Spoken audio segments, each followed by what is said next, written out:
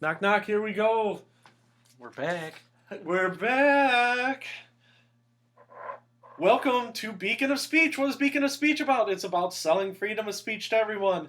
Joe Coffin made fun of me all day today, and I am mad at him. Okay, so let's be clear before I do our little spiel. Are you Okay? self-conscious now? Yes, number one, I'm self-conscious about reading the script. And Joe is supposed to have twins anytime now, correct? He's supposed to have twin children or twin something. So it could be like any day, or Yeah, he said today, any day now, the twins could be coming. any right? day now. And you know what he told me? I said, "Are you going to name your twins Fred and Ted?" And he said, "Absolutely not." I'm Fred Hunt. That's Ted Coley. We are Beacon of Speech. We're selling freedom of speech. Everybody, free speech is under constant assault in America today. The problem is it's coming from two places very hard to fight. From the left with PC Madness, from the right from corporations. That's going to be our number one topic today, by the way, Ted. Corporations? Corporations and freedom of speech. The concept that we're all in this together is lost in America. America is supposed to lead by example, not force its will onto other countries. What are limits to free speech? Pure evil. Blah, blah, blah. Beacon of Speech. Joe has thrown off all of my good flow. Is that Joe now? Oh, that's scary. But Joe said he will be back here. But now he's got me all self-conscious about reading. I will not read anymore. Does that sound good? Oh, you stopped it? You didn't go through the whole thing? Yeah, we just cut it off. Because now I wasn't even paying attention. Now, yeah, see, that's my point. Because now I feel bad about myself. So I put that away. So I'm not even gonna. So now he can come. He'll come in a few minutes. You should have him do it. Yeah, I'm gonna make him read it, and then I'm gonna make barnyard noises while he does the opening spiel. You should have him write it out on the blackboard 100 times. Yeah, like Bart Simpson. He's got it memorized better than I do. I've been thinking I have CTE this week. I've been reading so much about CTE because I had like 4 concussions between 19 and 22. But that's not in the grand scheme of things. I'm not like Bernie who said it. You know, Bernie Kosar who said he might have had 200. So that many? Oh, he said that one year he think he had a concussion every week. So excuse me. So I was telling you, freedom of speech is under constant assault. Now, our number one topic today. It is very innocuous and funny. But when you think about it, it's not really innocuous and funny. What does innocuous mean? Harmless? Yeah, just small and trivial. And, nothing's meant to be bad. You know what I mean? Okay, I was at Walmart shopping with my son this week. Okay? And why were we shopping? Because we got a tire at Walmart. The glorious Walmart puts on the tire. It says it'll be ready in 45 minutes. So me and my son are wandering around Walmart. And he kept taking me to the Wii section. He wants either a Wii U or an Xbox. Well, all 10-year-olds want Wii U's or Xboxes. Would you say that's fair? That's what I've heard. Yeah. Well, you have nephews and cousins and stuff. Yeah. So I'm like, no, we're not getting an Xbox today. We're getting a tire. We're not getting an Xbox. He can play with the tire. Yeah, you can play with the tire. You can poke a... He's probably the one who made the tire deflate. He probably poked it and... Just so you had to go to Walmart then. Yeah. So I walk over and I'm looking at movies just to look at movies, right? And there was a movie called Heavy Metal Apocalypse. Okay, are you familiar with the horror movie Heavy Metal Apocalypse? No. No. Well, I wasn't either. So, my son's running around. He's looking at, whatever cartoons he likes, right? I'm trying to think what he likes, like Phineas and Ferb. You don't know Phineas and Ferb? No. Well, what else is he liking? Maybe Joe could name his twins that. Yeah, he could name his twins Phineas and Ferb. So he's looking at his stuff, and I'm reading about Heavy Metal Apocalypse, and it's from the year 2014, I think it was, and it was a couple of guys from New Zealand, and they made a zombie movie about their metal guys, and then the zombies come. Every movie now, every horror movie is a derivative of the zombie thing, right? Genre. But to me, it looked interesting. I'm like, oh, zombie metalheads from New Zealand. This should be fun. Right? So I go home and I type up Heavy Metal Apocalypse, right? On the Google search. And it's not there. Why is it not there, Ted? I don't know. Because the name of the movie is not really Heavy Metal Apocalypse. And I'm like, well, what do you mean? The name of the movie's not Heavy Metal Apocalypse. I'm at Walmart. I'm looking at the paper cover on the movie. Is that something Walmart did? Yes, and that's where I'm going with this. So, like 10 Google searches down. Is that Walmart's generic version of that movie, or is it? No. The movie is totally the same, right? But they objected to the original name, which is Deathgasm. Okay, Deathgasm is a much better name for a zombie movie. Okay, but what I was thrown off by is on the 10th item on the Google search, right? It says Heavy Metal Apocalypse Deathgasm. So I type up Deathgasm. Oh, this is a movie I was looking at Walmart. Well, wait a second. If the movie's called Deathgasm, why is it listed Heavy Metal Apocalypse? And then there's another, again, this is all through Google searches. So that's the more family-friendly title? Yes, that's the more when you're watching with your young children? When you're watching Deathgasm with your 8-year, or in my case, I didn't buy the movie, okay? I just looked it up. But when I'm watching, it's much more friendly. Hey, son, we're watching Heavy Metal Apocalypse. So I look up the article, and they said another absurd censorship move by Walmart.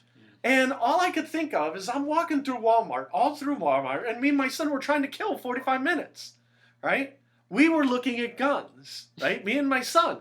And they literally have 20 guns and ammo magazines. We're looking at guns, and, me and my son, we're not going on a killing spree. Again, he's 10, but the guns were one aisle over from the fishing equipment. And he wants a new rod. And he's like, oh, I want a new rod. And, we literally are killing time. So you're not looking at guns to buy? No. We were only looking at the guns because they were one aisle over from the fishing rods. And I was making a joke. I'm like, we didn't get a gun today? And he's like, no, Dad, I want a gun. I want a fishing rod. Right? And I'm like, well, you're not getting a gun anyhow. You're 10. Right? And, a little give and take with me and the boy. But the point of the story is that I did not know anything about this movie, Heavy Metal Apocalypse. And it's like, it comes back to what we talk about every single week. When we first started, I'm like, oh, you know what, censor? Everything is censored. Yeah. And I'm like, Deathgasm isn't even a swear word. It isn't even a word on Carlin's 7 Dirty Words, right? And it's like, well, where does it stop? And I'm like, Deathgasm isn't even a real word. You know what I'm saying? It's a made-up word. It's a made-up funny word. And granted, I think they might have had like a bloody pentagram on there also. But I'm like, it's a horror movie. You literally have this movie, Heavy Metal Apocalypse, next to 20 other horror movies. And it's rated R with all the other R-rated movies. What's the difference between that and carrying the gun? You know what I mean? It's like, well, where do you come down on we are going to censor certain things, but not censor other things? You're shaking your head. No, it's just funny. I mean, you can buy all the guns you want, but you can't have the title you want.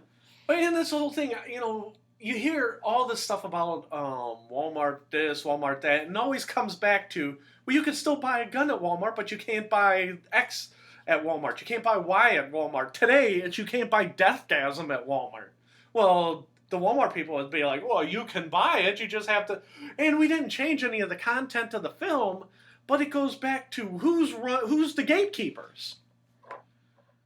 Now, I assume they're changing that title so the children don't see that, but what kid is going to see that word and know what the second half of the word is implying? You know what I'm saying? Yeah, and that's why I was thrown off, because I'm talking to, again, I'm next to my son, and he doesn't get it. He's like, oh, is it, well, he didn't know because, I looked up on the internet, but even if it was there, he wouldn't know. He'd be like, oh, what's maybe they don't want your precious 10-year-old saying, Mom, what's a Deathgasm?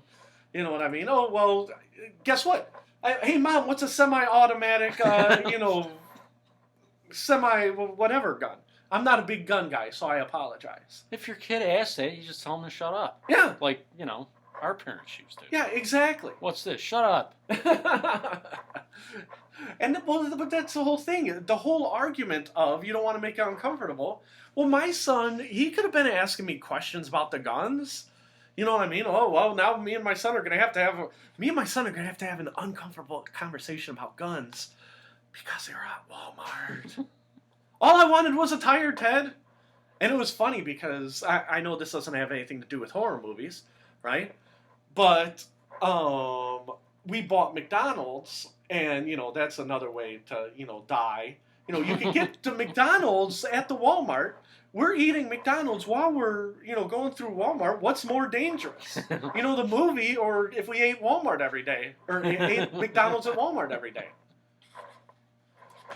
So it's all who's controlling the filters. Now, I don't... Walmart can do what they want. They can, come back. But again, it goes back to what we always talk about, is who are the gatekeepers? And it's like, how do you pick A versus B?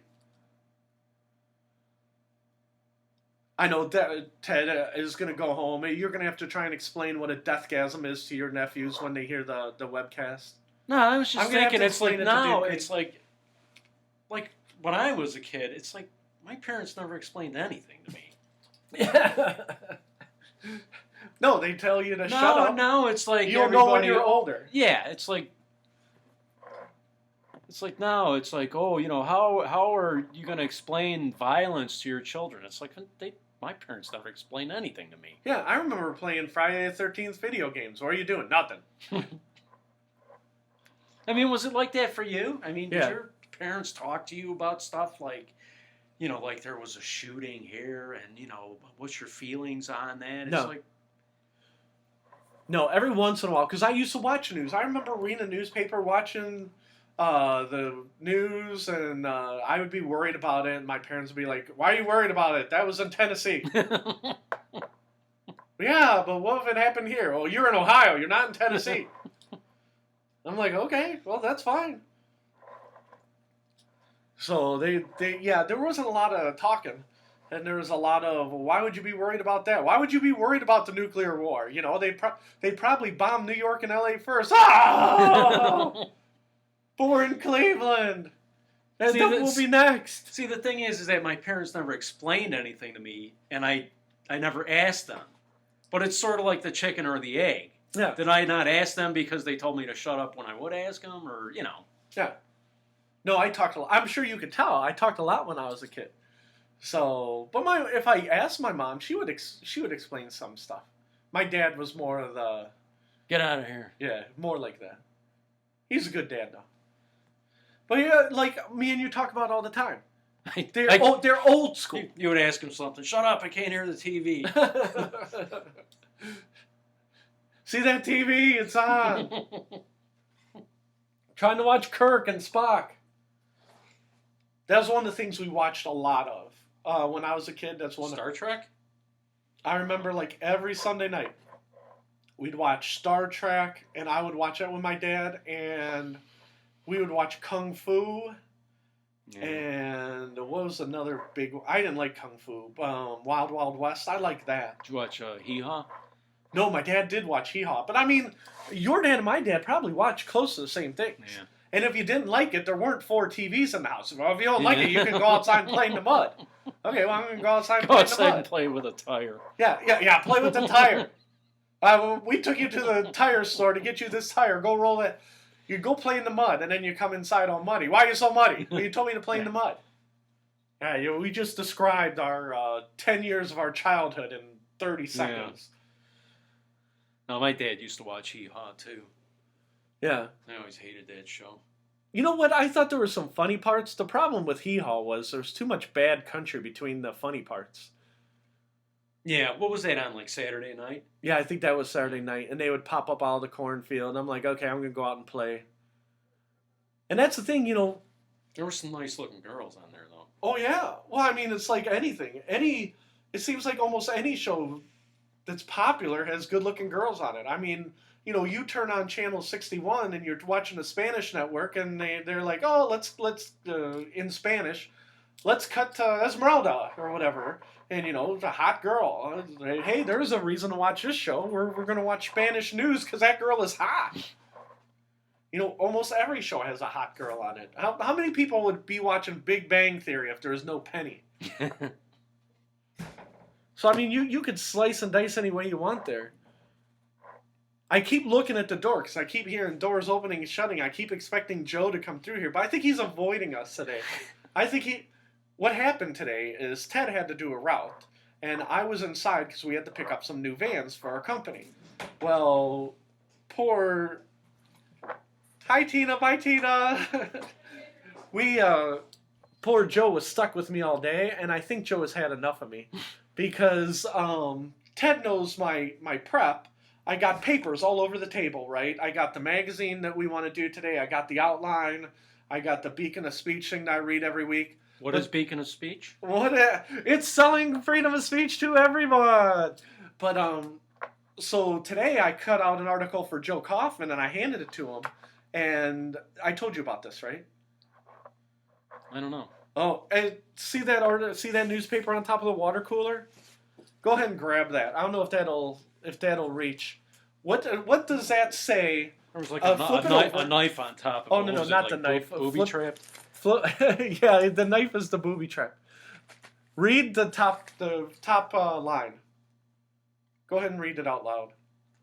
6 people are facing charges after investigators found a suspected meth lab inside a house in Brook Park. Yeah, so that meth lab, where Joe's... Have you ever been to Joe's house, his condo? Yeah. That's the condo right next to his. Oh, my God. He's got a condo of 4, right? Yeah. And then the next building is a condo of 4 more. That was one building over from him. So when he saw that, he's all pissed off. He wanted to shoot the messenger. He's reading that, and he goes, "That's right by my house." And I'm like, they busted 6 people at a meth lab. Wow. So I was unclear from Joe whether the meth lab was, because it's 4 condos connected in a building, because there's 6 people, if it was one condo and all 6 people were in and out cooking the meth, or if they had busted out the walls in 3 of the condos because it was 3 couples. You know what I mean? Now, are they connected to his, or is it across the... Oh, no, it's across the crosswalk from him. But from his... Because his building is a square of 4 condos. Okay. And then you walk maybe 20 feet, and then there's another square of 4 condos. And it was the one 20 feet away. Man. And so he was upset. And all day today, I was giving him the business because, we were working together all day today. And I think he was getting tired of my voice. So I think... Go ahead. A suspected meth lab. Oh, okay. I mean... Well, they have to say suspected until until they're tried in a court of law, so. But I mean, when they pull out, what is it, NyQuil and Clorox bleach or whatever the hell else is in meth. A bunch of things that randomly came together that. Yeah. I don't know where those 20 gallons of Clorox bleach came from, officer. Or, like I said, I'm not even sure if it's Clorox, but you know what I mean. That they're playing Breaking Bad next door to Joe. I think it's hysterical. I'm picking on him. And you can tell by, the throbbing temples that he was having. He was not having any of my ribbing today. He had had enough of my voice. Ted is you should do the Beacon of Speech, only do, what is a meth lab? Yeah. What is a meth lab? It's a place where they cook meth. Where can it be found? It can be found in Brook Park, Ohio, right next to Joe's house. You want some cheap meth? Go to Joe's. I'd be like, oh, your wife can't have meth anyhow because, she's pregnant, so you don't have to worry about it. So, like I said, he was getting sick of my voice. And but there's meth labs everywhere. I mean, literally, they said Akron is the meth lab capital of the world, or of Ohio, now the world, I'm sorry, of Ohio. And they're they break them up every couple of blocks. So, I'm pretty sure my one neighbor on the one side has got a pot farm in their basement. So, Ted's still looking at the article. Yeah. So all those people, like I said, it looks like 3 couples and they're all in their 20s. So like I said, they're a lot younger than Joe. Wow. That's shocking. Well, it's not. Well, it's shocking to an extent, but like I told Well, Joe, it's shocking because it's right by Joe. Yeah. It's not. That doesn't surprise me that people are doing that. And then he was all. And then the other reason he was all mad is because you have to disclose. Like when they sell that condo, like once those people are convicted, they clean up the condo and then they flip it, because it's been confiscated, it'll be auctioned off and blah blah blah. Well, they have to say this was a meth lab. They have to disclose it. And Joe goes, well, what if I want to sell my condo? Do I have to disclose that the meth lab was next door? Yeah. And so it is a whole new can of worms. So I wonder, do you? I don't know. Would he? I don't know how close you have to be to the meth lab to disclose because it's it. not his house. You know what I mean? And it's not in his condo cluster. But it goes back to, because it's a cluster of 4, say it was literally the one where the wall separates him from the meth lab. Would he have to disclose? He might have to.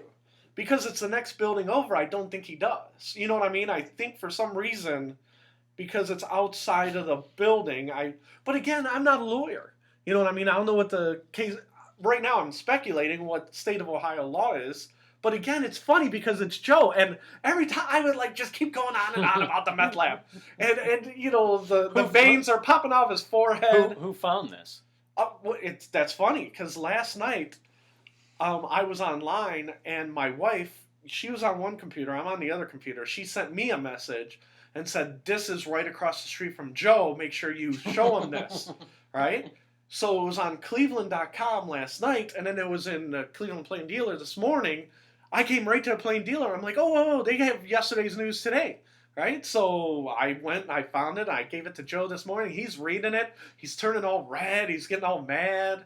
I'm making Brook Park jokes, and he's getting ready to punch me in the head.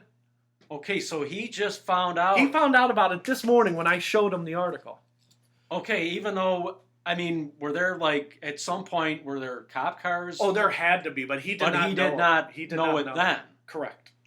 Yeah, that's why it's even funnier that I was the messenger. Yeah, I mean, he might have never known. Yeah, if it wasn't for you. Oh yeah, if it wasn't for me, he might be in joyful bliss, and that's why I'm like, oh, this is awesome. Hey Joe, there's a meth lab next door. Oh man. But like I said, we've already talked about this. We've only been doing Beacon of Speech, for a couple months now. But don't forget, it was like Beacon of Speech 3, we had that murder, the guy who murdered his wife 14 doors away from me, right? Oh, I wonder what's coming to my neighborhood. Well, yeah. And, that's the whole thing. And then it was like around Beacon of Speech 8 or 9, we were talking about the neighbor who crashed her car into the tree in my front yard. So I'm like, oh, well, now Joe's got the meth lab and, living in the suburbs of Cleveland. It's Maybe this is God's way of punishing us for doing this show. Oh, no. God works in mysterious ways. He's blessing us with content. So going away from... I want to talk about meth labs the whole time. People will see how ignorant I am. That is amazing, though. Yeah. Well, like I said, it's funny, and... when Joe comes out here, we're going to say, this is what we've been talking about for 20 minutes, and then he's going to yell at us. He's not going to do the rest of the episode with us.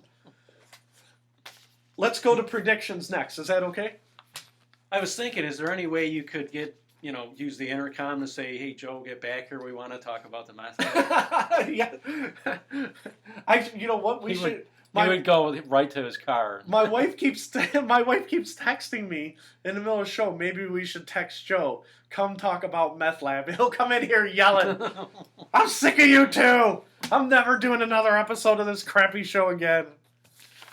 All right, let's like how you said it. You compared it to Breaking Bad. Last week we did predictions. Joe's not back, but we'll go back with him. Date was January 26th, 2015. We were talking about the Iowa primary. Technically, as the Iowa caucus. I read so many stories about how I'm an idiot because I said primary. It's a caucus, and there's a whole different dynamic of a caucus. Joe's yelling Beacon of Speech from the garage. Hey, come here. Welcome, it's Beacon of Speech. Hey. What is Beacon of Speech? Hey. Blah, blah, blah, blah, blah, blah, blah. Me and Ted were just talking. And About the goat rapist? No, we weren't talking about the goat rapist on Daily Mail. That's something different. Me and Ted want to know if you were happy about the meth lab next door. What meth lab? This meth lab right there. Shh. That's how I make my extra money. How do Joe, you think I can support 3 kids? I don't know, isn't that great? That's great that I live next to a That was shocking. busted meth lab. yeah, It's shocking that there's a meth lab in Brook Park. I didn't No, think that is right by you. That I'm just like appalled. I'm surprised that there weren't like Jehovah's Witnesses next to you. I'm surprised it was a meth lab. Yeah, me too. That's You surprising. You always speak so glowingly of your neighbors. Oh, yeah. My neighbors are wonderful. I mean, are you familiar with any of these people? Did you ever? You know, Ted, I don't even talk to anybody in that place. So, who knows? I might have seen them. But that's a lot of people that live in one of those small-ass condos. Yeah, that's why there's got to be a little bit more to the story. And that's why I asked Ted if it was all 6 of those people were in a condo or if it was like they were in condos next door and ripped out the walls and they, you know. You know, the other 4 a-holes probably talked to 2 a-holes to cook meth at their house. And then they all probably sold it and they just got busted.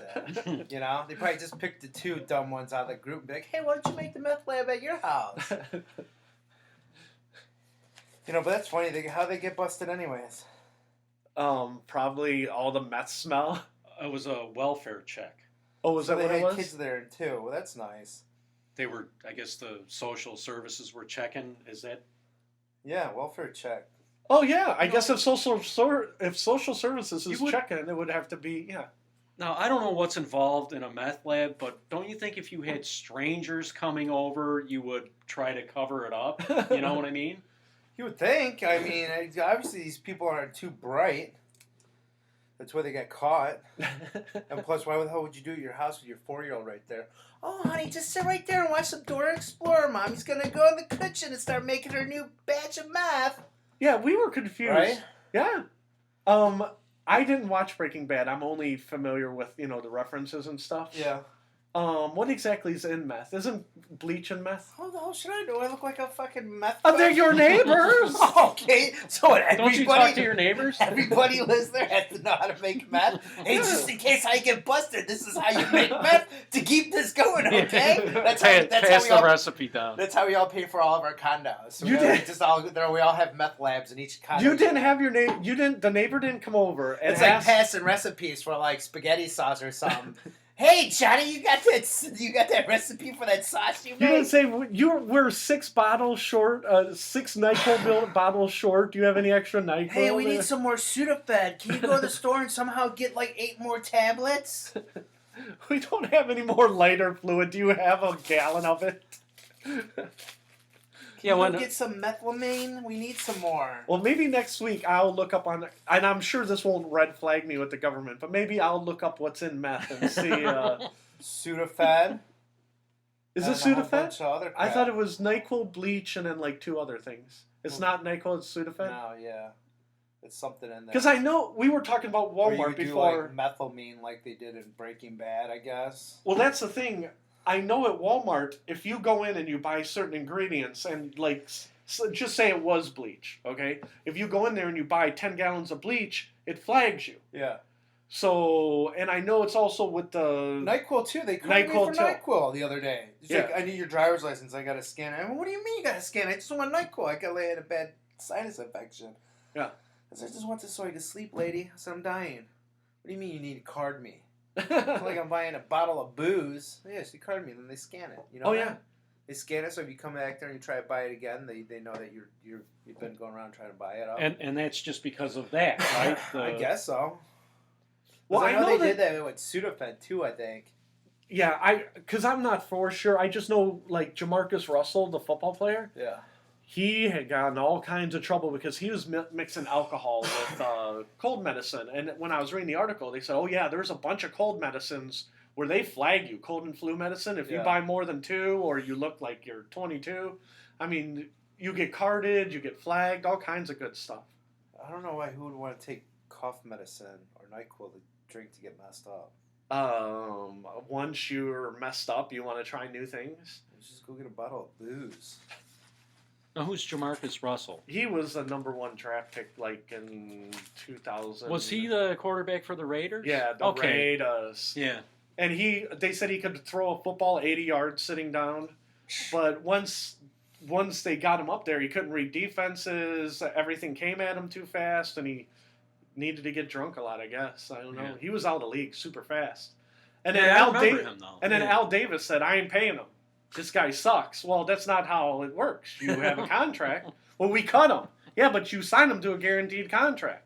Well, I shouldn't have done that. I know the guy was drinking NyQuil mixed with alcohol. Who doesn't do that? Look at Johnny Manziel.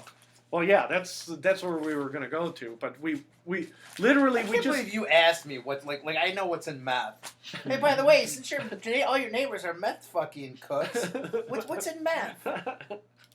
Wait, hold on. I'll come back to you tomorrow, and I'll let you know after I talk to them. I'll go knock on their door and see if they're still. Well, you also watch Breaking Bad. I did not watch Breaking Bad. It's okay. It doesn't make me a drug dealer. Well, but I watch things and I learn things from TV. I'm like a bad little kid. I learn things on TV that I should know about. Yeah. So Yeah, I don't know if it's like diphenhydramine or something like that. That's in there. One of the ingredients. maybe our one listener Lighter fluid. will be able to Butane. tell us. What we were talking about was the Iowa primary last week, right when you walked in. No. Do you have more work to do? Yeah. What are you supposed to be doing? Finish your project that you were doing. Oh, I know I was supposed to finish it. I thought you said the labels had to be out. That's okay.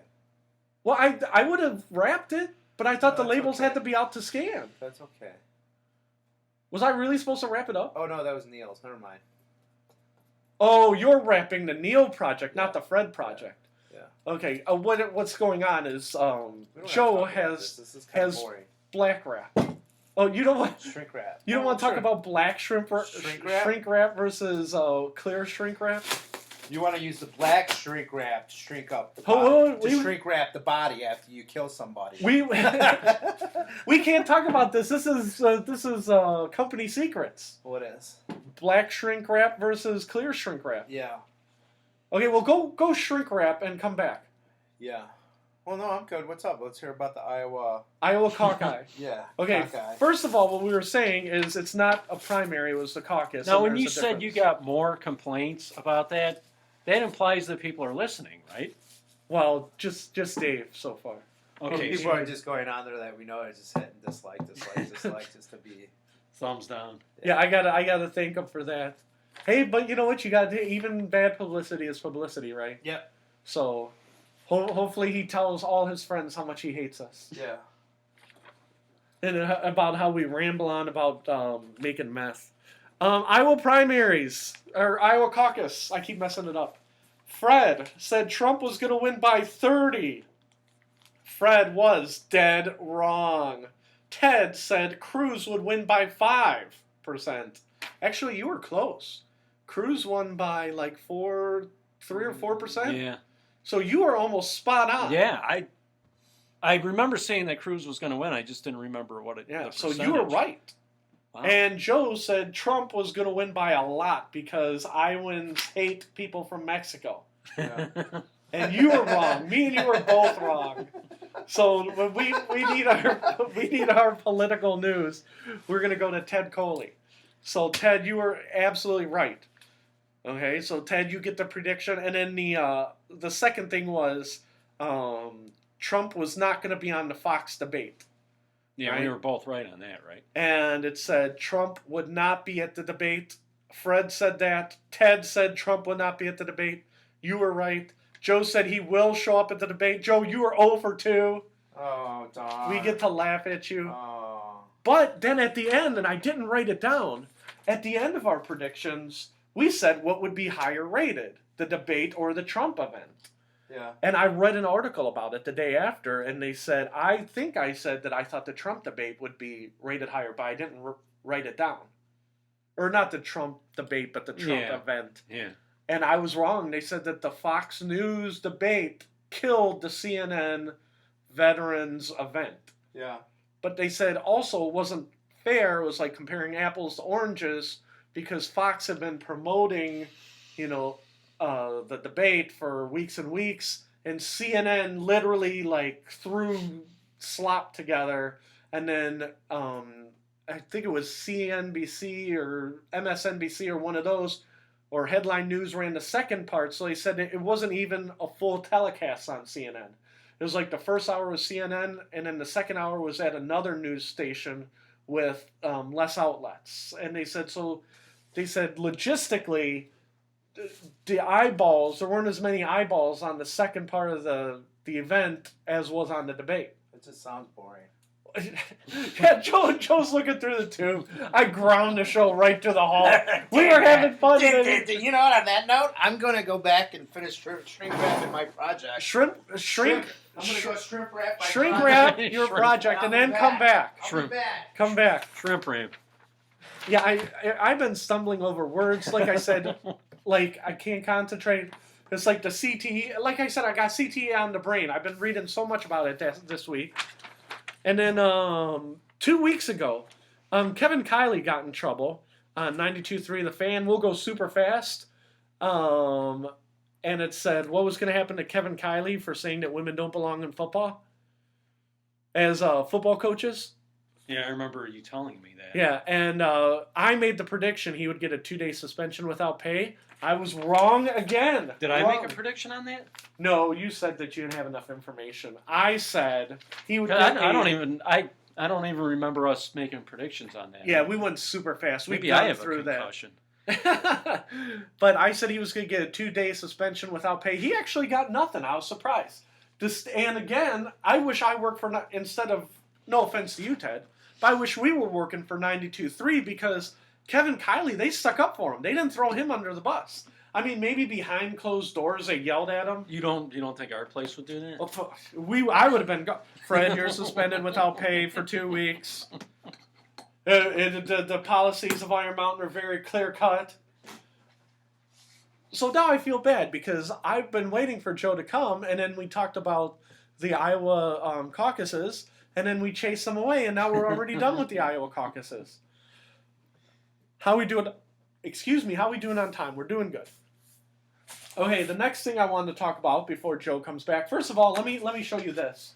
Okay, I want to work for this place. Don't say what it is out loud. Okay, but I really, really want to work here. Okay, at this place.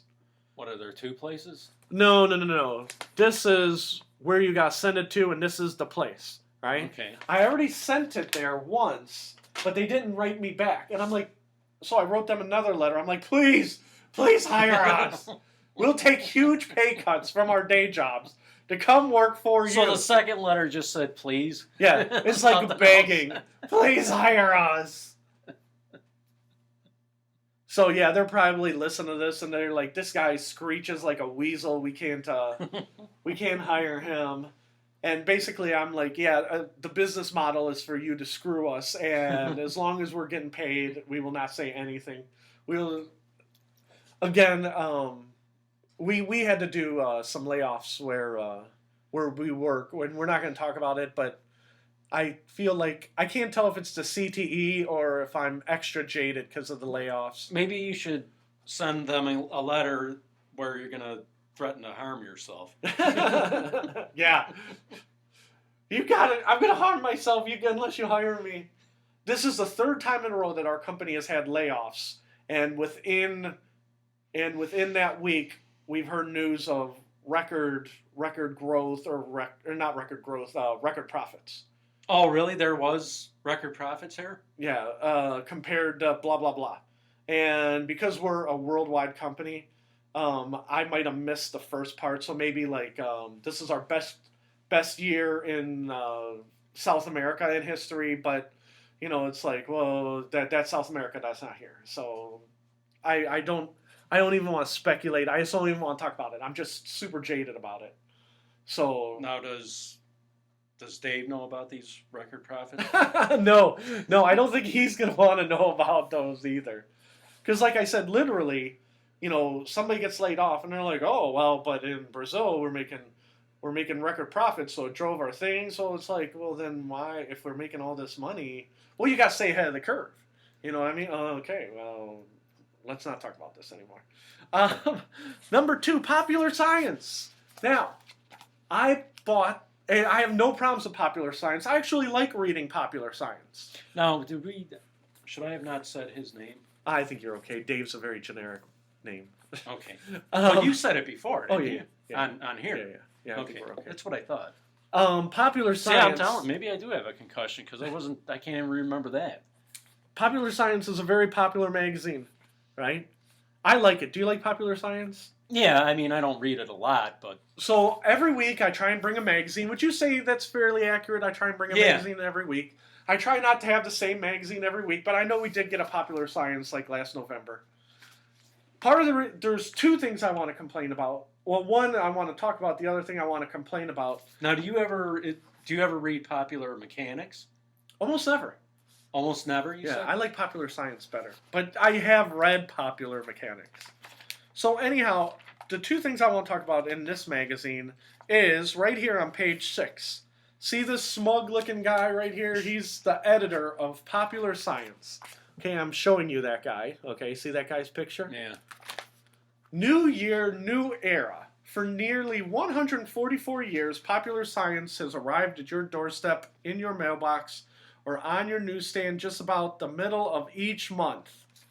Right? The next sentence is, he said, for the first time in 144 years, because of popularscience.com, they're going to reduce to 6 times a year. No, I'm distracted because I'm looking at that picture. He looks like somebody from like the Civil War or something. Oh, yeah. Yeah, he does. Because it's in he black looks and like white. He's doing a Civil War reenactment. Yeah, doesn't he? Yeah, he does. Well, but that's the whole thing. They've been doing Popular Science since the Civil War every month, right? And now they're gonna go to in his, you know, and I don't know if this guy is a jerk or if he's a nice guy or anything, but he's the editor, and he goes, well, you know, it makes sense because there's more content online, and we're gonna have less issues but more in each issue. And it's like, all I'm reading the article, and I'm like, all I hear is corporate speak. Uh-huh. You know what I mean? Well, if online is doing so great, why don't you shut down the magazine? Well, we can't do that because a lot of people, well, then what? You know, it's like almost like hedging your bets. You know what I mean? But, I mean, newspapers do it. We talk about this all the time. Newspapers shrink from every day to 3 days a week, like the Cleveland Plain Dealer. You know, magazines called business newspaper, and they're like, oh, you know, the internet's taken over. Well, if the internet is taken over, then how come we're not all on the internet? Well, that's coming. Well, again, where else am I going to, like, in the literal, and I think it's funny, and part of the reason I wanted to mention this, is they're changing their format, you know, to once every 2 months instead of once a month, right? But on the literal opposite cover, they have a full-page ad for cigarettes, right? I can pretty much guarantee you 140 years ago, they probably had a full-page ad for cigarettes on the opposite page of the letter from the editor. So right now, that Popular Science is a monthly magazine? Yes. Okay. Yes. And now they're going to, you know... Bi-monthly? or bi whatever. 6 times a year. Bipolar? And I'm like, you know, that just sucks. And I know, you know, even if I understand why they're doing it, it just sucks. You know what I mean? Well, you said you like magazines. Oh, yeah, I love magazines. You prefer to have the physical thing instead of... And I read maybe the best quote ever. They asked Stan Lee. Stan Lee is 90 years old, right? Creator of all the Marvel Universe, right? He created Spider-Man. Oh, his name is Stan Lee. Yeah, Stan Lee. Stanley? Stanlee. Yeah. So he said, somebody asked him, they said, well, with all this content on the internet, aren't you worried that one day that we're not going to, you know, buy comic books anymore? And he said, comic books are like boobs. And he's like, it's nice to see them in pictures, but it's better to have them in your hand. Right? And that's how I feel about magazines. I'm like, that's exactly right. You know, you could see a picture on the internet, but I'd rather read the article on the paper. Well, granted, one day I'll die and my kids will be like, well, my dad killed 1,000 trees in his life, and spit on my grave. Okay? But, like I said, I just like magazines. I do. That's why I'm like, we'll talk about, as long as we're doing this, I'm going to try and bring in a magazine every week. So that's what I don't like about Popular Science, okay? But the rest of the magazine, like sometimes I buy magazines, I say I just took $5 and flushed it down the toilet. This was actually, once I got past the letter from the editor, it was actually a good read. It was actually interesting. So What, the rest of the magazine? Oh, yeah. Yeah, there's a lot of interesting stuff in here, but this is what we're going to skip to, because sometimes we do top 10 lists, right? And one of the best articles in the Popular Science was, blah, blah, blah, blah, blah, top 10 big ideas for 2016, right? And it was actually interesting, and you have to buy the Popular Science. But the number one new thing for 2016, technically 2015, but it said that they have a new antibiotic. And they said it was like the first time in, it was like the first time in 30 years that they had a new antibiotic. Really? It's been that long? Well, yeah, because, so the number one story was a new weapon to fight superbugs. And they said, they keep saying that they're running out of penicillin and antibiotics to treat stuff. I can't believe they have not come up with a new antibiotic in almost 30 Right here. years? Scientists discovered the first new antibiotic in nearly 3 decades. Oh, man. Called Teixobactin. It works against several of the superbugs, including MRSA, that today's drugs seem powerless to wipe out. And So, again, I'm just going to mention like some, like, what is it, amoxicillin? yeah. I think there's one like Augmentin Mm-hmm. and stuff like that. All those are like 30, 35, Oh, yeah. 40. I didn't know that. Because when they did penicillin... I thought they were coming up with stuff like that all the time. No. Because when they came up with penicillin, like, when did they come up with that? In the 40s, 50s? Yeah, I guess. Whenever they came up with penicillin, right away, penicillin didn't work for everybody. And they said, oh, well, here's amoxicillin. Oh, well, here's blah, blah, cillin. And then da-da-da-da. And they got to, I can't remember, because I'm not a medical guy, but there's either 6 or 12 levels of antibiotics. And they said once you get to either level 6 or level 12, whichever one is the highest, you're screwed. There are no more. Right? And it's like, say you get strep throat, they give you amoxicillin, because that's like level 1 or level, penicillin's like level 1, level 2 is amoxicillin or whatever. Yeah. Right? And I could be... Meaning that's what they start off with? Yeah, that's what they start off with. If those don't work, you raise and raise. Well, they didn't need to come up with any more antibiotics until within maybe the last 10 or 15 years. But then they've started to see that these superbugs, nothing was treating them. And they're like, holy crap, we got to start coming up with some more antibiotics. So in the medical field, it's actually really big news, because I've read a few articles about we don't have enough antibiotics. Well, they have enough, but they don't have enough high-powered ones that are new. They have all kinds of low-grade ones that, the bugs adapt to. We got to stay one step ahead of the, genius superbugs. You know what I mean? And then you read articles about, well, they evolved by generation, and their generations, instead of us who's 80 years old, or, you have a kid after 25 years, and they're, those generations, they got new generations of superbugs in weeks. You know what I mean? Well, what happens if, what was that chicken disease that everybody was worried about? And they said, well, it's one step away from evolving, and then it's going to be a superbug. Oh, I'm trying to think. What was that? No, I'm drawing a blank. It wasn't like SARS, was it? Yeah, I think it was SARS. See, that's why we keep you around, Ted. And like I said, if we have it a second... One of the things I wrote in my audition thing here... Chicken disease. Yeah. Well, there's a Technical lot of term. Yeah. Chicken disease. we are not medical doctors here. We need somewhere to broadcast this to, but then we need a reference. And I guarantee you, if we had the second computer, we'd just go to chicken disease, Taiwan gets you the flu, it'd Google up and it'd say SARS. Yeah. And I'd be like, oh, okay, I'm smart. I know what SARS is. Well, guess what? I just know how to use Google fast. My brain power, again, is really escaping me. So number 2 was rise of the super materials, right? And I'm like, I've read about this too. You've heard about the 2D and 3D printers. See, you're learning something new. Yeah. 3D printer. See that cup over there? If you process something into a 3D printer instead of a piece of paper, it can print up a cup. Well, it takes like a generic material, and then it gives you a 3D cup. So it would come out like a cup? Yeah, it would come out in 3D like a cup. Well, how do you make a cup? Well, that's plastic. Well, in order to make plastic, you got to go do. Well, the 3D printers, you take the generic stuff, whatever the stuff is, right? Well, that's the super material that they're talking about to put in the 3D printers.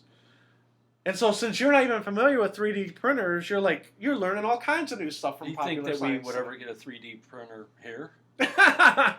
No. You know how many people we're going to have to lay off in order to afford a 3D printer? Number 3, light bulbs can make us healthy. I saw this on CBS News like 10 years ago, where they said that some people who get that SAD, that seasonal affective disorder, they would actually go to the hospital and then they would just like stare at a light for a couple hours and make them feel better. See, if I stared at a light, I would sneeze. I did notice. Me and Ted had to ride together earlier this week, and when the sun came out, he had to sneeze because you're allergic to daylight. Yeah, I'm a vampire. That's awesome. Like I said, Popular Science was so interesting. Like I said, go out and buy it. Where was it? Go out and buy it before they stop making them. It was the January-February issue, and number 4 was killer robots are coming. Right? All right. And they said places like the U.S. and Russia are trying out robots for the army. So even robots are getting angry? Yeah, even there's even angry robots that take angry Fred and Ted's place. So the robots are angry, right? Everybody's angry. They're not really angry.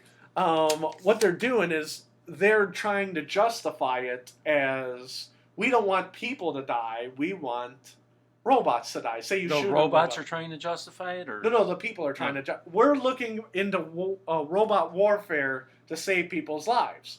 Well, who are the robots going to kill? They're not out there to kill the other robots. They're out there to kill people. So I don't blame Popular Science. I blame the scientists. From the government. They're like, oh no, we're not going to kill anybody. So robots don't kill people. People kill people. Yeah, exactly. People kill. The robots are just going to kill other robots. So they're talking about signing treaties, right? These guys are talking about using robots, to find landmines. Oh no, our robots aren't going to kill anybody. They're finding landmines. I think Joe would really like this one. Oh yeah, I know. So we'll have to come back to this. But they also said the killer robots, they want to sign treaties between countries where they say they won't use killer robots in warfare. Only for peaceful purposes like the landmines. And so a lot of people are, onto that. Sort of like, are there treaties like that for germ warfare? Yeah, and then people ignore them, or they, me and you were talking about this, the Russians dropped magnesium on people. And they're like, we ain't dropped no magnesium on nobody. And then, I'm reading the Daily Mail, and there's pictures of magnesium falling in Syria, and they're like, we don't know where that came from. That might be Photoshop. So you can have all the treaties you want. And we could say we're not developing them, but they are. And like I said, the topic is killer robots are coming. There's everything goes back to Russia for us. Oh, yeah. Yeah, I'm sorry about that. Number 5 for big ideas was CRISPR remakes the world. I have no idea what CRISPR is, okay? It says here, the gene editing technique called CRISPR, C-R-I-S-P-R, all caps, has the much hyped potential to revolutionize medicine, deliver designer babies, and end global hunger. Well, there's your problem right there. Deliver designer babies, you're getting into the same argument as the killer robots. You're going to design away flaws, you're taking away God, blah, blah, blah. So, it's good, but you're stepping in it again. Now, does this, the question I have about they take genes out that are like bad. Yeah. Now, does that have to occur before you're born? Or... Yes.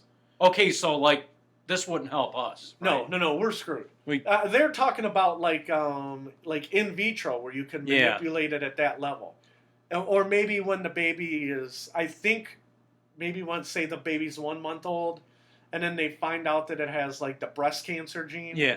They could splice that out and splice another one. You see what I'm saying?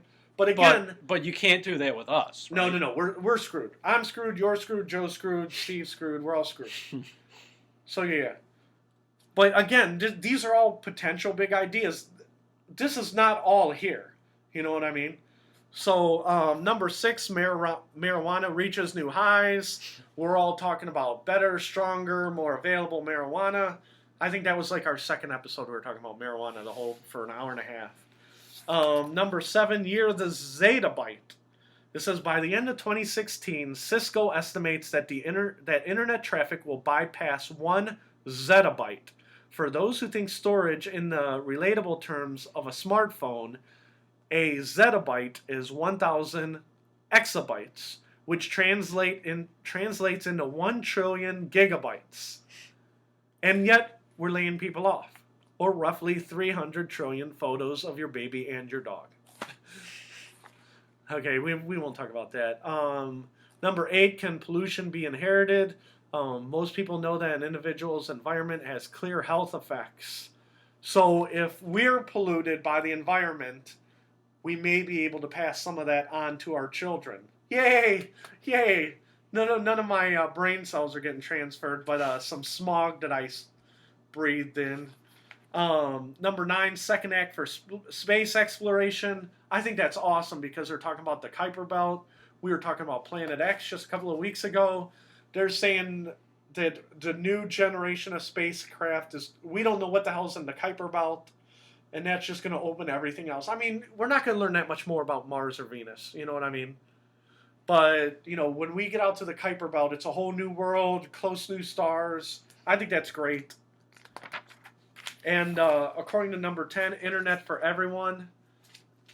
Yay! Well, you still have to get a computer, right? Well, yeah, I remember seeing a news story. Yeah, I remember seeing a news story that there's parts of Africa that cell phones are great because parts of Africa there's no landlines. They never had landlines. Well, they can skip a generation of technology.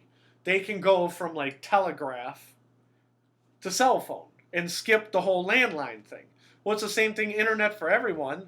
They can skip the dial-up technology and go straight to Wi-Fi. You know what I'm saying? Because you remember how bad dial-up used to be. I hate to interrupt. No, go ahead.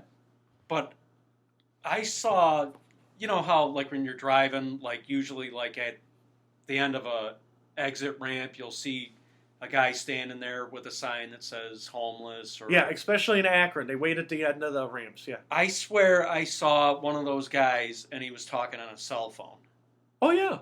I'm like, how do you have a cell phone if you're homeless? You know what I mean? Yeah. Ted, I remember calling you one day from Akron. I was all mad. Ted, I call you every day when I'm mad about something, right? And the guy was over by University of Akron. I hate to interrupt again, but it's like one of the problems I have with that is that if you have a cell phone, where do they send the bill if you're homeless? You know what I'm saying? Yeah, I don't know. That's a great question. Maybe I should have asked him. Well, that's the whole thing. When I was by the University of Akron, I saw the guy, and I've seen him a lot. That's his corner. He answered a cell phone. His cell phone was nicer than the flip phone that our company gave us. And I remember calling you and going, I just saw a homeless guy with a nicer cell phone than me. Now, you could argue maybe his kid gave it to him, because he was an older guy. He's like 60. Or maybe he wasn't, he had some brain damage. Like that could be me in 20 years. Right? But you're right. Where do you send the bill? Well, if you can't afford a home, how do you afford a cell phone? Why? I need people to get hold of me. Well, if you don't have a job, what do you need to talk about?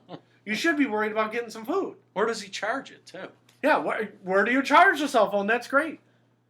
You can't do it all at the library. You can't, the library's closed. The library's not open on Sundays. Well, what do you do? Well, I guess I can't use my cell phone. I mean, it almost is a bevy of questions with no answers.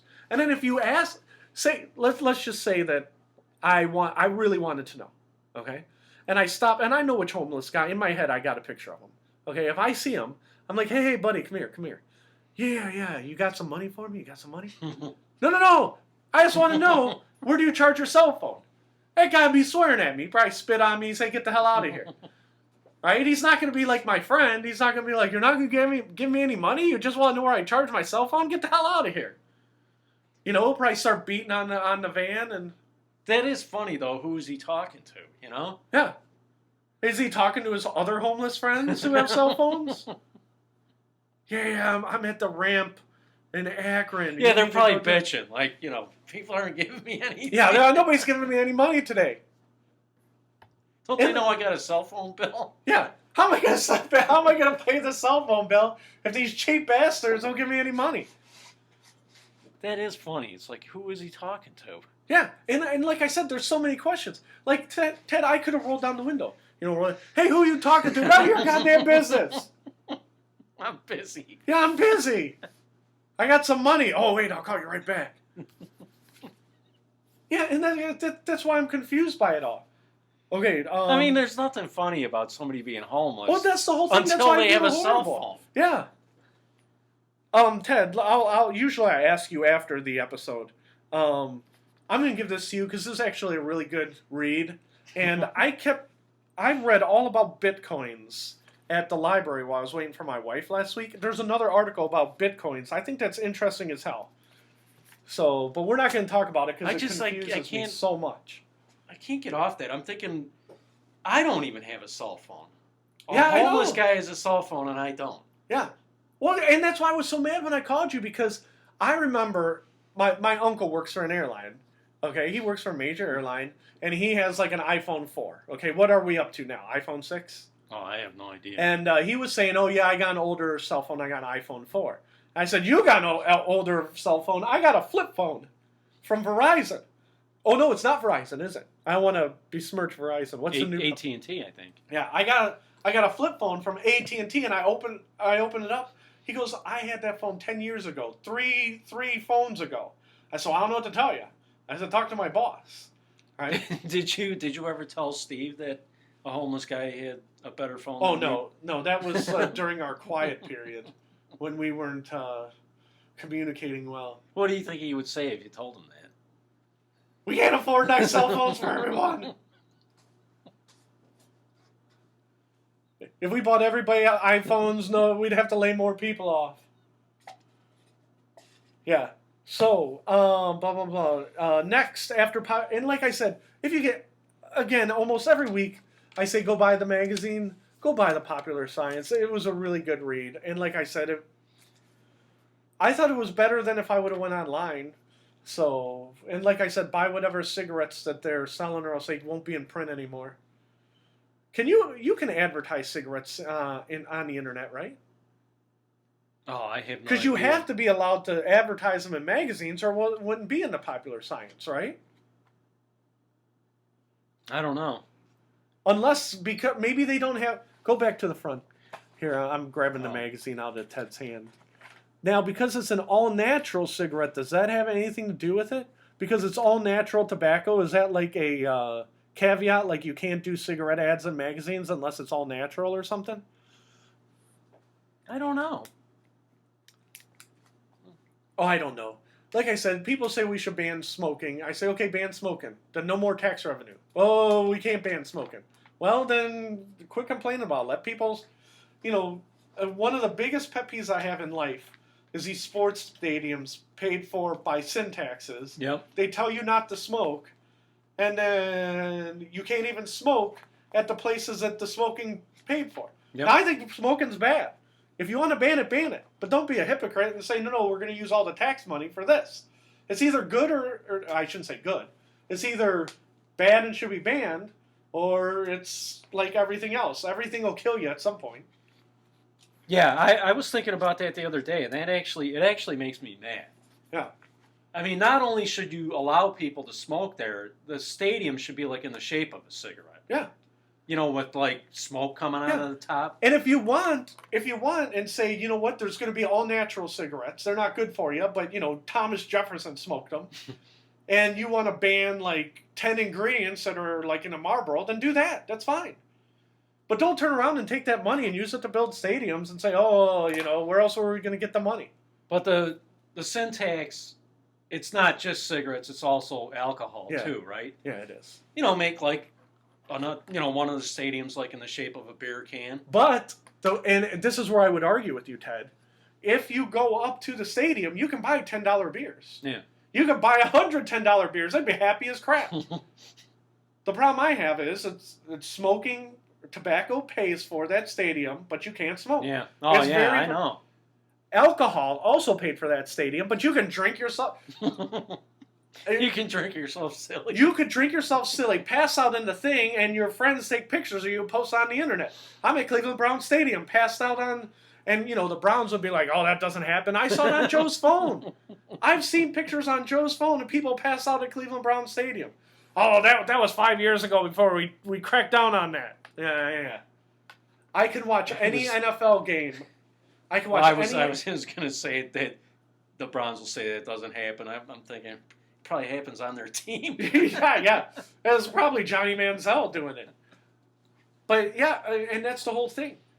Just like if smoking's bad, then ban it. If it's No, I seriously, I was thinking about that the other day, and that drives me nuts. Yeah.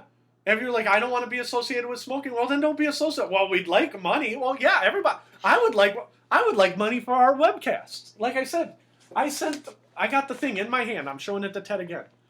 I'm telling these people, please hire us. Please hire us. So is that the second? Yeah, that's the second one. Please hire us and pay us no money, just so.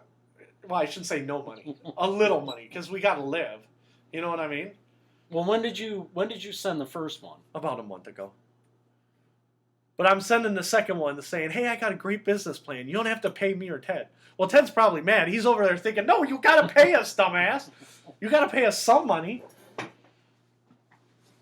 But it was funny because I was listening to Rizzo show this week, right? And you remember Lanigan and Webster, right? Yeah. Well, that's where Rizzo started. And do you remember we were talking in the webcast, maybe number 2 or 3, and we were talking, you said, how much do you think Trevisano makes? Yeah. Right? And Tony Rizzo this week slipped up. And he goes, I remember when I started with Lanigan and Webster and blah, blah, blah, blah. And that's when Lanigan was making $500,000 a year. And I'm like, John Lanigan was making $500,000? Now, I think he slipped. I don't think he meant to say it on the air. Yeah. You know what I mean? But I'm like, that would have been like 30 years ago, maybe 20, right? And I'm like, $500,000 a year for John Lanigan? Yeah. And no offense, I like John Lanigan. And like I said, my wife even had an uncle who interned on it.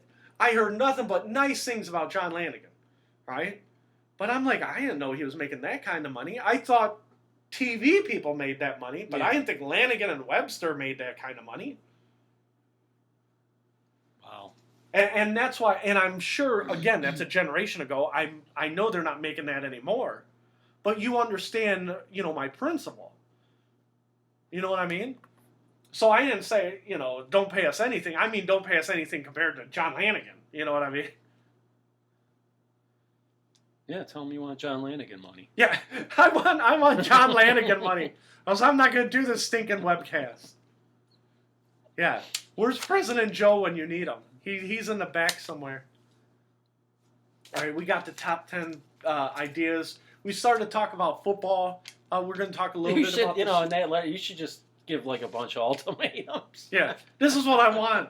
That's like, I remember Vin Diesel, right? I want a helicopter and a pilot. I want a helicopter. I want a pilot. I remember Fast and Furious 1. You're familiar with Fast and Furious, right? Even if you don't watch them. I think I might have seen one of them. Yeah. After the first one, they were doing a press junket, right? And they said, how was it to work with Vin Diesel? And they said, well, it was what it was. And they said, well, what do you mean it was what it was? And they said, well, he was focused. And they were very vague about why they didn't like working with Vin Diesel. And then after like the third or fourth one came over, right? They said, how was it working with Vin Diesel? And they're like, oh, well, I knew from the start that Vin Diesel was going to be a movie star. And they said, well, how'd you know that? And they said, because he acted like one from the first day I met him. Right? He was making demands right from that first movie. I want this, I want that, I want that. Now that he's got $200 million in the bank, now they're like, Vin Diesel's the nicest guy in the world. That's not what they were saying after Fast and Furious 1, 2. I was hearing stories about Vin Diesel's the biggest a-hole there is. Well, you get to be nice when your bank account is stuffed. You know what I mean? I shouldn't badger Vin Diesel. I'm just saying, you get my point. You know what I think I was thinking of? I don't think I have seen any of those. I was thinking, wasn't there a movie Gone in 60 Seconds? Yeah, it was very similar. Yeah, that's well, what I saw. that's the whole thing. They made 1 and 2. That was with Nicolas Cage, right? Yes. Okay. They made 1 and I believe they made Fast and Furious 1 and 2, and they made a boatload of money, but Vin Diesel and someone else wanted more money. And they said, it's not about you guys, it's all about the fancy cars.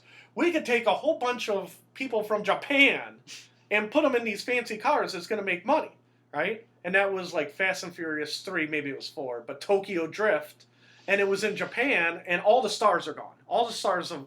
And they're like, holy cow, we did need those guys. Please come back and we'll pay you $20 million a film. Now they're up to Fast and Furious 7, and those guys are making, what, $25 million a pop?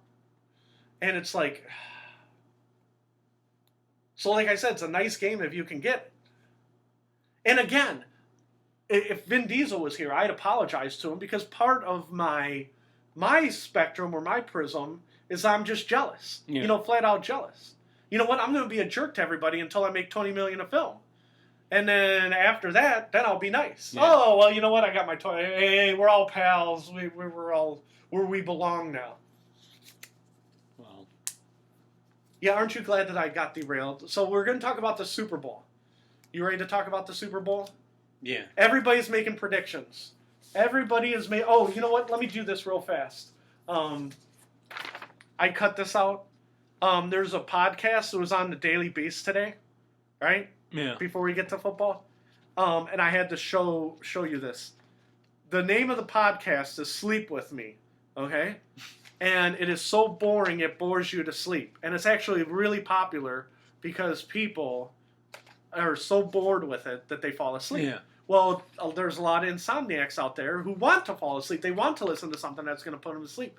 So it's actually fairly popular, right? And they're promoting the podcast. Go out and download Sleep With Me, okay? Hopefully our podcast or our webcast is one step above that, okay? Hopefully that we have one that people are like, oh, we want to listen to. We want to laugh with or at Fred and Ted and Joe on some days when he wants to come in and hang out with us. Or people could just come to one of our huddles. Oh yeah, they could come on what? Yeah, exactly. So yeah, I had to talk about that because I printed up. There wasn't too much to talk about. I was just saying I hope that's not us. Okay, I don't want somebody doing an article about us on the Daily Beast that said these two are maniacs and nobody listens to them, but it does put people to sleep. Now, huddles. Our huddles are daily meetings. Yeah. Our morning meetings. Well, the thing is, and again, maybe... And they're really not that bad. This is the lexicon, right? Well, I remember about 10, 15, 20 years ago, maybe, I remember reading about Walmart. They're like, Walmart does these huddles every morning. And so a lot of companies do huddles. So even though it's a football term, I think of it as a Walmart term. Yeah. And we do huddles, but I think people in corporate America are familiar with the term huddle not because of us, because of Walmart. Hey, let's make sure that aisle 9 is clean. Let's get out there and sell those big screen TVs. Let's go. You know what I mean? So when you're explaining to people what huddles are, we probably should tell them. But to me, it's common knowledge. You know what I mean? See, I think even like some bands do like a version of that before they go on stage. They kind of like, get like in a circle and actually have their arms around each other. Right. Yeah, I was thinking we never did that when I was in that band. We were like in 4 different corners. Well, yeah, and that's the whole thing. And maybe wasted space would excuse me, I don't know what my problem is. Maybe Wasted Space would still be together if you did do huddles. Yeah. Make sure you call your bass player. You know what, Ted?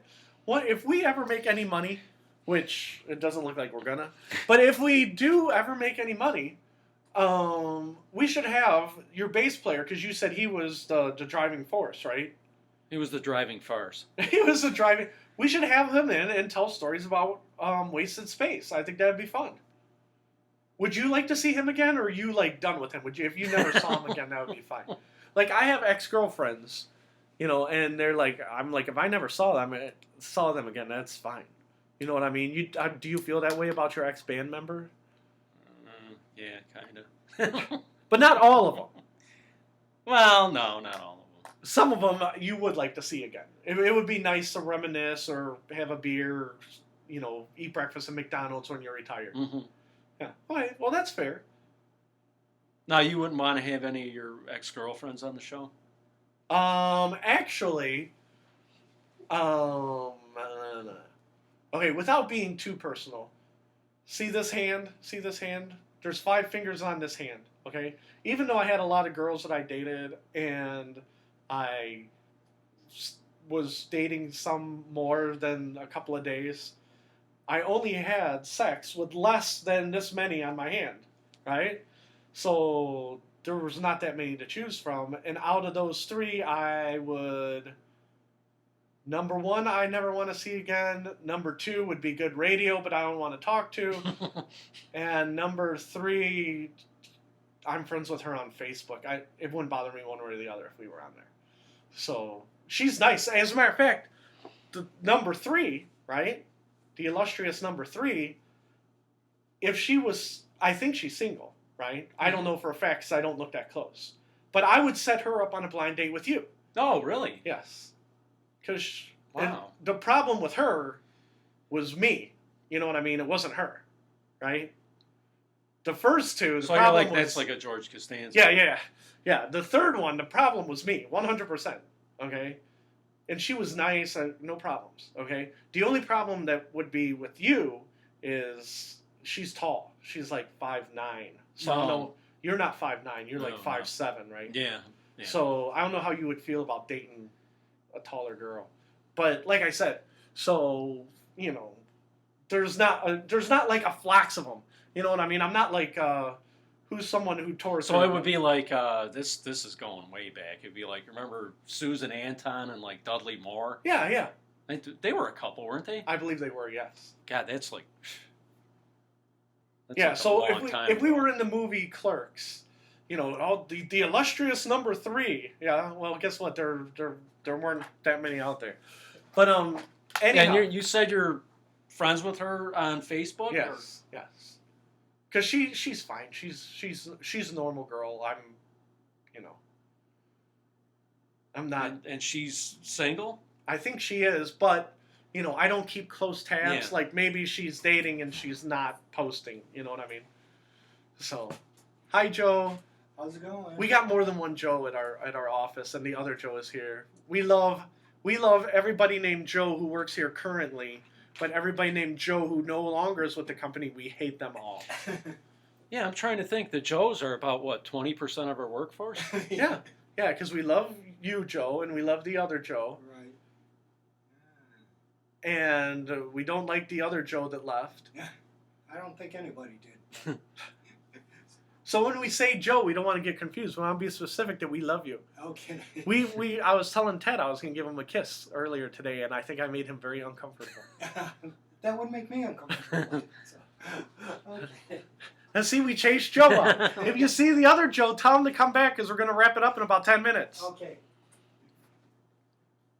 Because I want Joe to at least make a Super Bowl prediction. Yeah, man, Okay, we keep getting off track. Oh, okay. So number 1, I hope I never see again. Number 2 would be good radio, and that's a long story we won't get into. And number 3, I would set her up on a date with you because she is super nice. But, and that was my fault. Super Bowl. What was...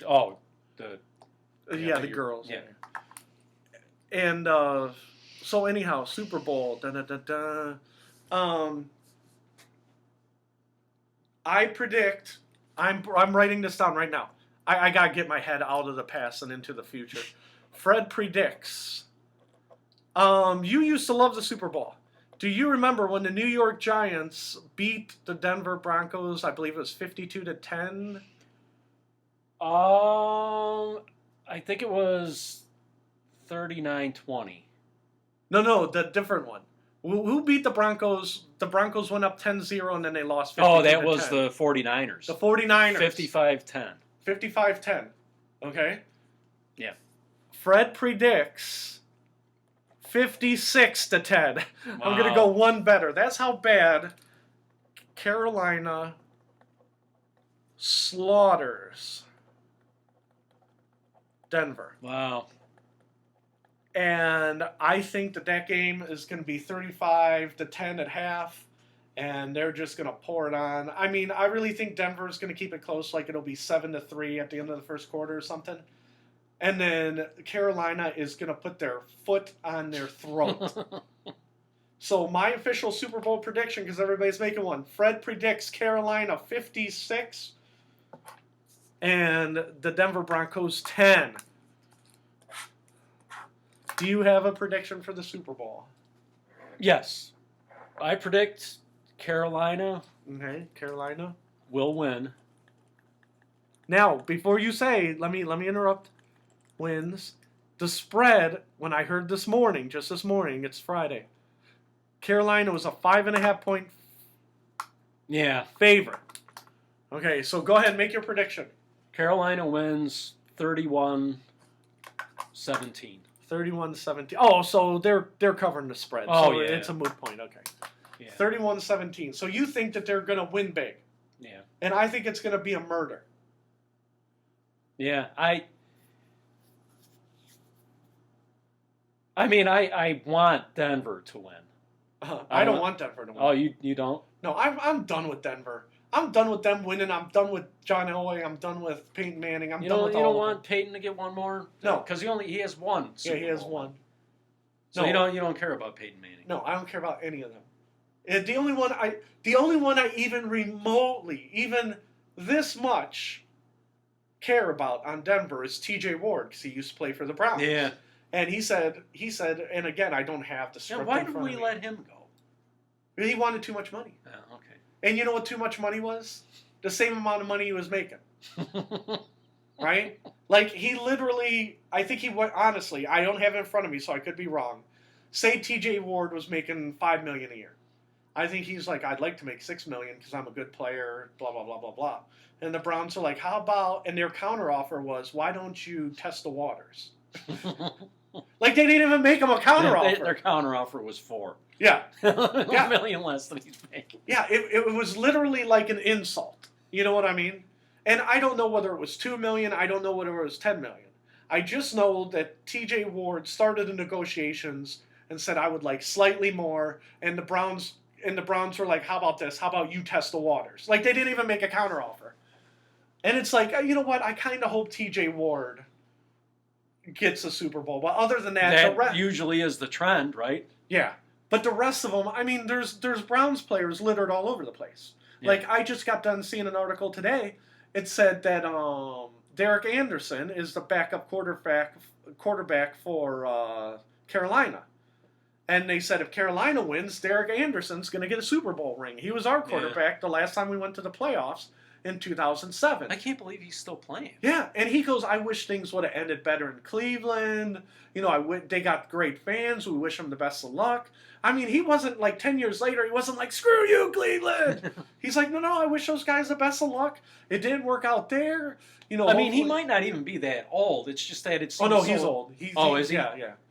I mean, now he is. Don't forget, he was with Cleveland in 2007. Yeah. So if it's 2016. And I don't know if you just said this, but didn't he go to the Pro Bowl that year? Yeah. Did you say that? Or? No, I didn't.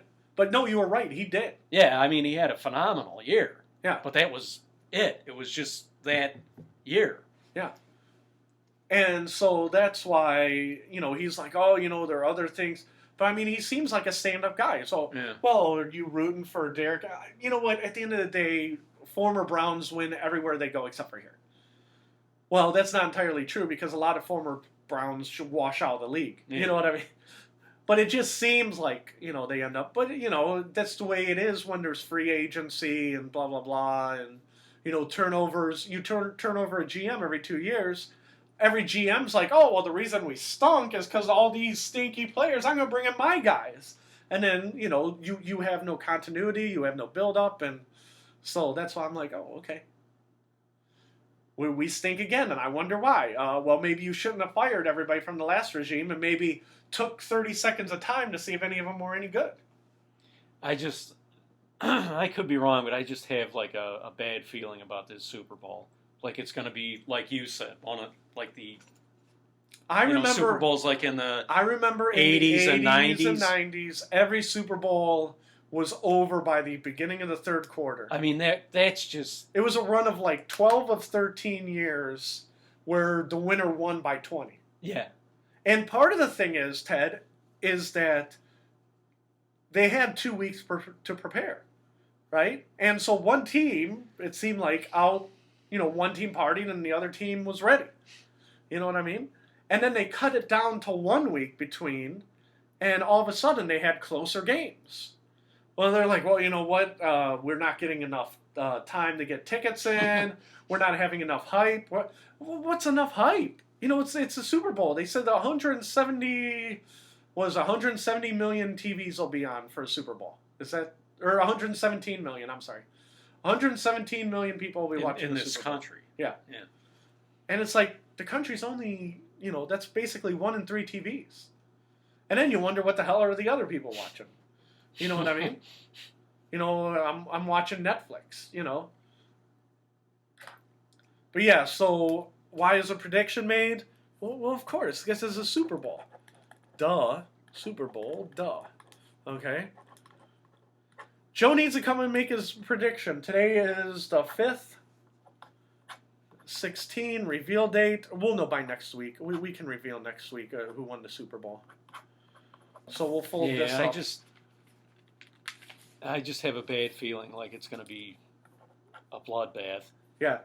And I really hope that's not true. But oh no! Even though the score I gave really didn't reflect, because that's a decisive win, but it's not like really a blowout. Yeah. But that's the whole thing. I mean, we've been talking about the concussions ever since the concussion movie came out, and just today. There was an article on CNN. I didn't even print it out because I didn't have time to read it.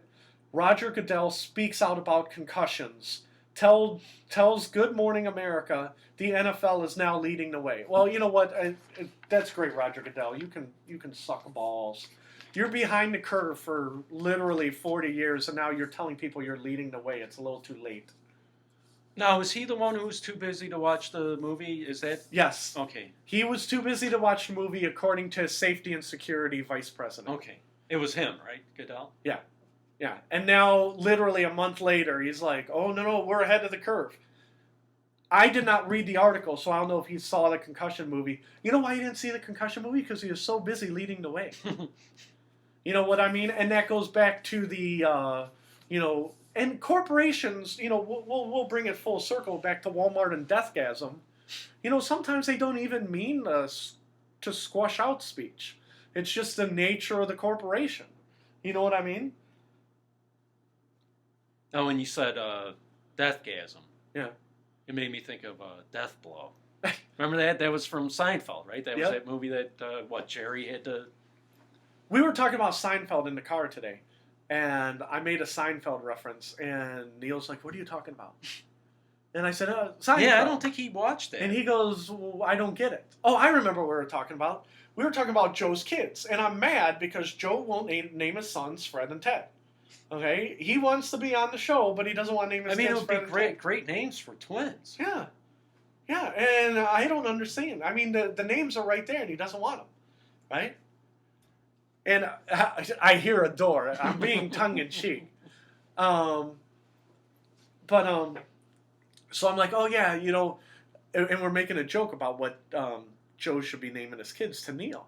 I said, yeah, it should be like George Costanza. You should name your kids 7 and 9. You know what I mean? Or some other obscure thing.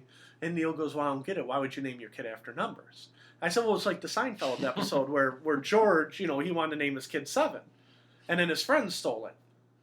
Fred, I don't know what you're talking about. I'm like, it's Seinfeld. I don't really watch Seinfeld.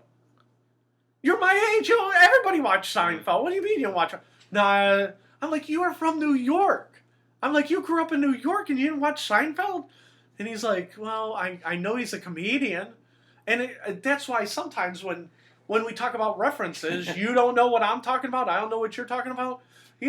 Sometimes what you think is common knowledge isn't common knowledge. That was like one of my favorite scenes when they were wheeling her into the delivery room. Uh-huh. Remember, George is like beating on the doors and he says, "Please, I have so little." Yeah.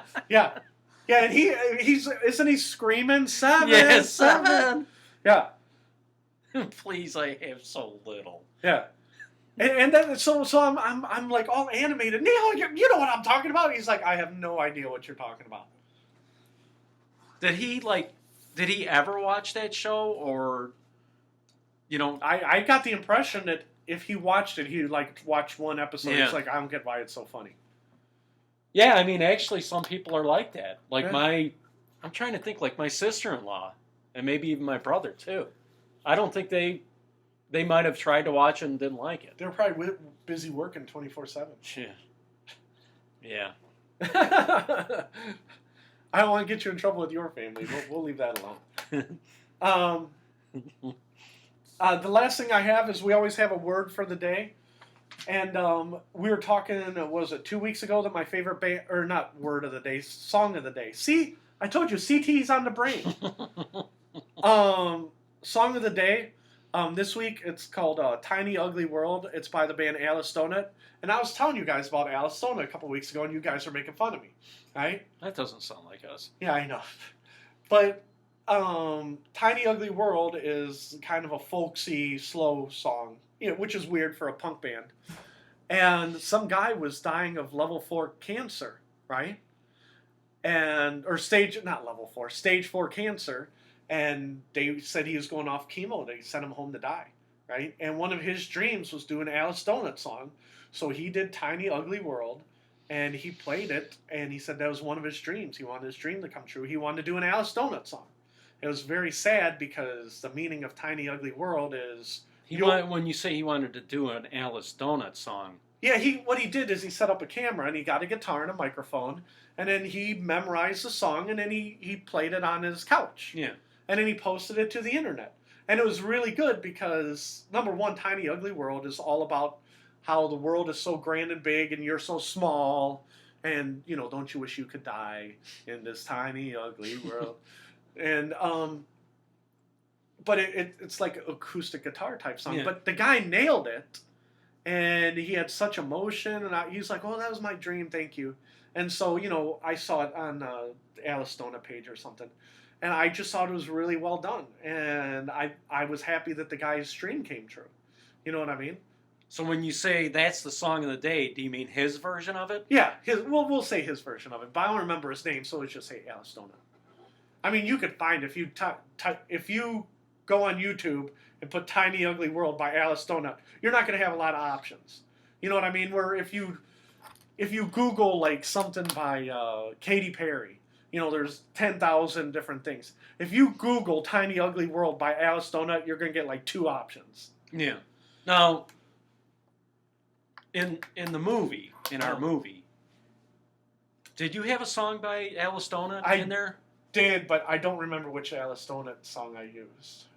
Yeah, I'm going to have to watch it again and, But it wasn't Tiny Ugly World. Yeah. Because Alice Donut, again, I know... No, because I liked a lot of the music in the movie. Alice Donut, I know you don't care, okay? But so I'm just trying to figure out which song was theirs and if that was one of the ones I liked. Yeah, I'll have to look it up. But because that is your favorite band. Oh, yeah, right? My favorite band. When they started, they had a lead singer and then like a backup lead singer who was lead on a few songs, right? Kind of like George Harrison was lead on a few Beatles songs, right? And then when that guy left the band, the girl bass player, she became the backup lead singer, and she would sing 1 or 2 songs, per album, whatever. So the guy who sang "Tiny Ugly World" was not the normal lead singer. So they don't. It's fairly rare that I see things about it pop up. So I know. See, if Joe was here, he's like, "You're putting everybody to sleep." You know what? I hate to do this because we're out. We're done. We're basically out of time. Do we want to get a prediction from Joe for the Super Bowl? Yeah, when I was thinking about that, what you can do is if you want to end the show, and then you can just go and get it. Yeah, let's do that. Do we trust that we're not going to lie about Joe? Oh, you know what we should do? We should make Joe sound stupid, right? And we should be like, oh yeah, I talked to Joe, and he said the score was going to be 15-4, because he's not sure what football is. And then he'll be like, I know I didn't say that. Then he'll be extra. Because I'm half convinced that half the reason he didn't want to stay in here, because he's still mad about that meth lab. That meth lab next door. He's sick of hearing about it. Are you serious? Yes. I think he really, because this morning he really was mad about the meth lab. No, really mad? Like not like play mad? Yeah, or? like, Fred, we can stop talking about the meth lab. All right, yeah, what we'll do is we'll stop. We're done for the day. Watch blasphemersthemovie.com. Go to YouTube. You can listen to more of our episodes. You can read my book, American Suicide. Hey, we talked about Wasted Space today. Is there anywhere we could hear Wasted Space songs? Not that I know of. Okay, well, you're gonna have to at my house. You're gonna have to bring some of the. Do you have it on tape or CD or anything? I know actually you had have it it on on. I actually have it on tape. You know what we should do, and we'll stop in a second. But what we should do is put it on tape. Or transcribe it onto YouTube and see if anybody hits on it and anybody goes, Ted! All right. Bye, everybody. Bye.